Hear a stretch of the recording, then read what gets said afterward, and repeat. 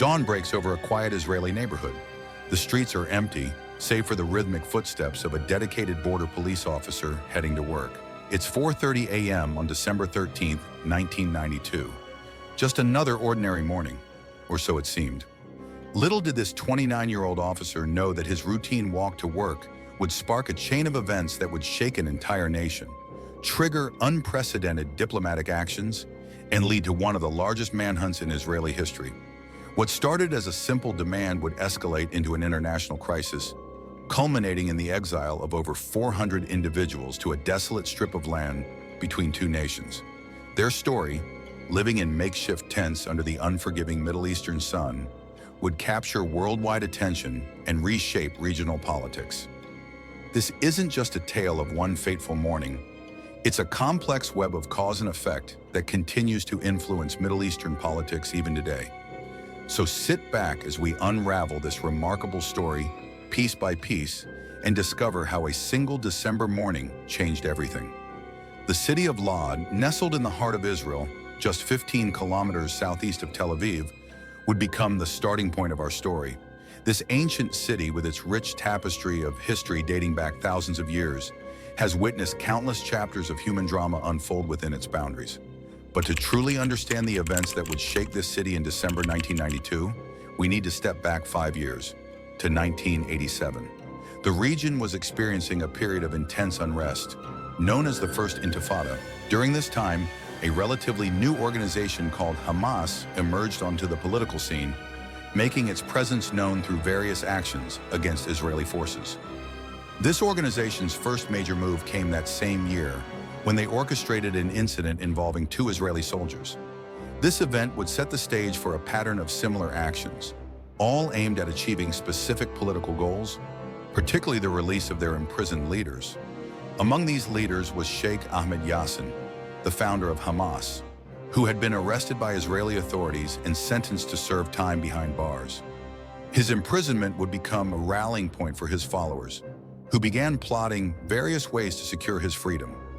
The tension in the region continued to simmer throughout the following years. By 1992, Lod had become a city where every morning brought uncertainty. Its streets, lined with a mix of ancient and modern buildings, were walked by people from all walks of life, including dedicated public servants who worked tirelessly to maintain order in these challenging times. One such public servant was a 29-year-old senior sergeant in the Israeli border police. His name was Nissim Toledano, and his daily routine of walking from his home to his administrative job would soon become the catalyst for a series of events that would send shockwaves through the entire region. Senior Sergeant Nissim Toledano was more than just a badge number in the Israeli border police. At 29 years old, he was a dedicated officer who had chosen to serve his community through an administrative role. His colleagues remember him as a diligent worker, someone who took pride in his duties and maintained a strong sense of responsibility. Like many of his fellow officers, Toledano had developed a daily routine. Every morning, he would leave his home in Lod and walk to work, a simple act that countless people around the world perform each day. This routine was a reflection of his commitment to his job and his trust in the community he served. The early hours of December 13, 1992, seemed no different from any other day. The winter air was crisp, and the streets were quietly awakening as Toledano began his usual journey to work at around 4:30 a.m. The peaceful morning atmosphere gave no indication of the events about to unfold. Unknown to Toledano, a group of Hamas operatives had been carefully planning their next move. Their objective was clear. They wanted to secure the release of their imprisoned leader, Sheikh Ahmed Yassin. Their strategy involved targeting someone whose absence would create enough pressure to force negotiations. As Toledano walked his familiar route that morning, the streets of Lod were unusually still. The silence was broken only by his footsteps and the occasional early morning sounds of a city slowly coming to life. It was in these quiet moments that the carefully laid plan was set into motion. The Hamas operatives, later identified as Mahmoud Isa, Majid Abu Katish, Mahmoud Atwan, and Musa al-Akari, had chosen their moment carefully. They knew Toledano's routine, understood the vulnerability of the early morning hours, and had prepared for this specific opportunity. News of Toledano's disappearance spread quickly through the ranks of Israeli law enforcement.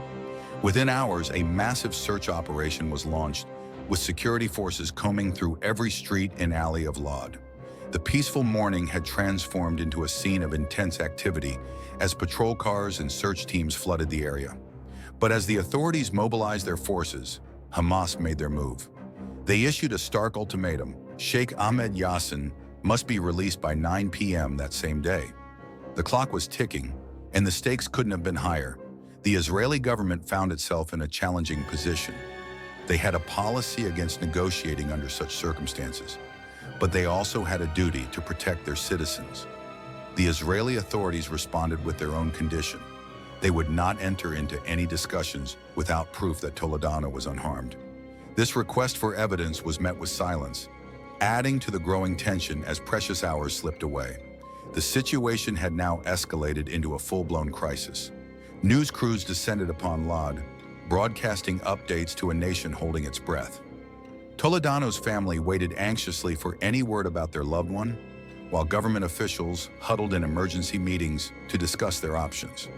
As the 9 p.m. deadline approached, the atmosphere grew increasingly tense. Security forces had expanded their search beyond Lod, setting up checkpoints and conducting door-to-door searches. But despite their efforts, Toledano's whereabouts remained unknown. The deadline came and went with no resolution. The Israeli government maintained its stance. They needed proof of Toledano's well-being before any negotiations could begin. Meanwhile, Hamas remained silent, providing no evidence of Toledano's condition. The following hours were filled with uncertainty and mounting concern. Search teams worked through the night, following every possible lead. But what they didn't know was that their efforts would soon lead them to a discovery that would shock the nation and set in motion one of the most dramatic responses in Israeli history. 2 days after Toledano's disappearance, on December 15, 1992, the search came to a heartbreaking conclusion. Near the communal settlement of Far Adumim in the West Bank, searchers made a devastating discovery. Toledano had been physically harmed within hours after the ultimatum expired. Medical experts later revealed that the incident didn't occur at the location where he was found. The news sent shockwaves through Israeli society. The government's response was swift and unprecedented in its scale. Within days, security forces launched one of the largest operations in recent history. Approximately 1,200 individuals were taken into custody, primarily members of Hamas and Islamic Jihad. Among those detained were 22 members of the Izz al-Din al-Qassam brigades, but the Israeli government wasn't finished. They were about to take an extraordinary step that would draw international attention and criticism. In a decision that would be debated for years to come, authorities announced the temporary exile of hundreds of Palestinian activists. On December 17, 1992, just 2 days after the discovery, Israel implemented this dramatic measure. 415 individuals, identified as leading figures in Hamas and Islamic Jihad, were transported to Marj al-Zuhur in southern Lebanon, beyond the Israeli security zone. Among the exiled were several prominent figures who would later play significant roles in regional politics: Mahmoud al-Zahar, Abd al-Aziz Rantisi, Ismail Haniyeh, Saeed Siam, and others. However, this plan encountered an unexpected complication. Lebanese authorities, having caught wind of the operation through media coverage, refused to allow the exiles to enter their territory. This created an unusual situation where the deportees found themselves trapped in a no-man's land, a desolate buffer strip between Lebanese and Israeli checkpoints. In response to their predicament, the exiles established a makeshift camp. What could have been a quiet exile instead became a media spectacle, as international news organizations descended upon the area to document their situation. The world watched as these 415 individuals lived in temporary shelters, their story becoming a powerful symbol that drew global attention to the regional conflict. The Israeli government, facing mounting international pressure, eventually modified their original decision.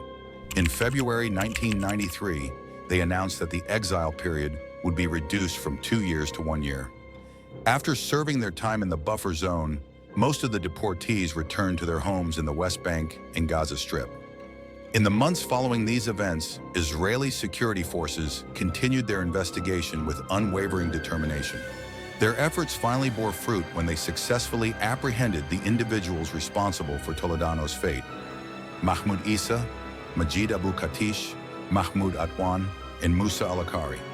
The legal system moved swiftly, and all four faced trial for their actions. The court proceedings resulted in severe sentences. Musa Al-Akari received 3 consecutive life terms for his role in the incident. Mahmoud Isa's case took a particularly harsh turn. He was placed in solitary confinement for an extraordinary period of 10 years, from 2002 to 2012. This extended isolation would later be noted as the longest such period experienced by any Palestinian prisoner, and he was also denied family visits longer than any other detainee. But the story doesn't end there. In 2011, a significant development occurred when Musa Al-Akari was released as part of the Gilad Shalit prisoner exchange. This exchange was one of the largest and most controversial prisoner swaps in the region's history, involving the release of numerous individuals who had been convicted of serious offenses. The ripple effects of the Toledano case continued to spread through the years. In 2014, the region was reminded of these events when Ibrahim Al-Akari, the brother of Musa, carried out an incident in Jerusalem that resulted in one person's passing and left 14 others wounded. This tragic event demonstrated how the consequences of past actions can echo through generations. More recent developments have brought this case back into the spotlight. In 2024, during a period of renewed regional tension, the United States took action against Musa Al-Akari, who had become a senior official based in Turkey. He faced sanctions for his alleged involvement in financial transfers between Turkey and Palestinian territories. The Toledano case stands as a pivotal moment in the region's history. It led to unprecedented diplomatic actions, shaped policies regarding prisoner exchanges, and influenced how similar situations would be handled in the future. The mass deportation that followed became a significant chapter in Middle Eastern history, affecting not just those directly involved, but also the broader political landscape. The decision to exile 415 individuals created unintended consequences that resonated through the decades. Many of those who spent that year in the makeshift camps of Marj al-Zuhur would later emerge as key figures in regional politics, their experience during exile shaping their future roles and decisions. The story of Nissim Toledano and its aftermath serves as more than just a historical account. It stands as a testament to how a single event can trigger a cascade of consequences that echo through decades. That quiet December morning in 1992 became a turning point that would reshape regional dynamics in ways no one could have predicted. The unprecedented decision to exile 415 individuals to a barren strip of land between borders wasn't just a response to one incident. It marked a significant shift in policy that drew international attention and sparked debates that continue to this day. Those makeshift tents in Marj al-Zuhur became an unlikely crucible where future leaders would emerge, their experiences during that year of exile influencing decisions that would affect millions. The ripples from this case continue to spread. From the decade-long solitary confinement of Mahmoud Isa to the 2011 prisoner exchange that led to Al-Akari's release, and even to the 2024 sanctions, each development adds another layer to this complex narrative. The story serves as a sobering reminder of how past events can continue to influence present-day politics and decisions. Perhaps most significantly, the Toledano case changed how similar situations would be handled in the future. It led to new policies, different approaches to crisis management, and a deeper understanding of the delicate balance between security measures and international relations. As we look back on these events from our vantage point today, we can see how this single case encapsulates many of the complexities and challenges that continue to shape Middle Eastern politics. The story of that December morning in Lod and everything that followed remains a powerful reminder of how individual actions can set in motion events that reshape history. In the end, the Toledano case is more than just a chapter in history books. It's a lens through which we can better understand the intricate web of cause and effect that continues to influence regional dynamics. It stands as a testament to how the past never truly stays in the past, but rather continues to shape our present and future in ways both subtle and profound.